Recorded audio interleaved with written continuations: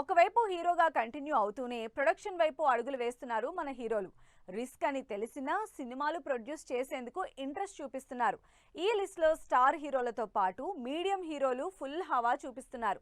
ఇప్పుడు ఇదే రూట్ లోకి వచ్చేస్తున్నారు మరో young hero Kiran Abbavaram production లోకి ఎంట్రీ ఇచ్చేందుకు రెడీ అవుతున్నారు.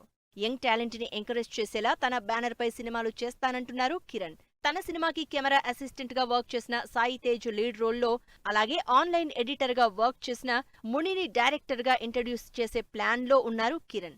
ప్రస్తుతం ఈ ప్రాజెక్ట్ కి సంబంధించి ప్రీ ప్రొడక్షన్ పనులు జరుగుతున్నాయి. ప్రజెంట్ కిరణ్ అబ్బవరం చేతిలో చెన్నై లవ్ స్టోరీ, కా సినిమాకి సీక్వెల్ గా తెరకెక్కుతోన్న కే ర్యాంప్ సినిమాలున్నాయి. హీరోగా కంటిన్యూ అవుతూనే ప్రొడక్షన్ లోకి ఎంట్రీ ఇచ్చి సూపర్ హిట్స్ అందుకున్నారు నాని.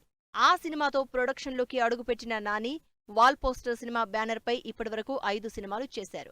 హిట్ ఫ్రాంచైజీ సినిమాలు సహా ఈ ఇయర్ స్టార్టింగ్ లో కోర్టు సినిమాతో అదిరిపోయే సక్సెస్ అందుకున్న నాని త్వరలో మెగాస్టార్ చిరంజీవితో దసరా ఫేమ్ శ్రీకాంత్ వోదెల డైరెక్షన్ లో భారీ యాక్షన్ ఎంటర్టైనర్ ప్లాన్ చేశారు. ప్రస్తుతం ఇదే డైరెక్టర్ తో ది ప్యారడైజ్ అనే పాన్ ఇండియా సినిమా చేస్తున్నారు నాని.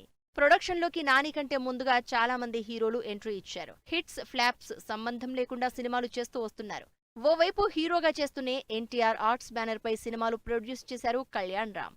ప్రజెంట్ మైత్రి నిర్మాతలతో కలిసి ఎన్టీఆర్ 31 ప్రాజెక్ట్ ని ప్రొడ్యూస్ చేస్తున్నారు.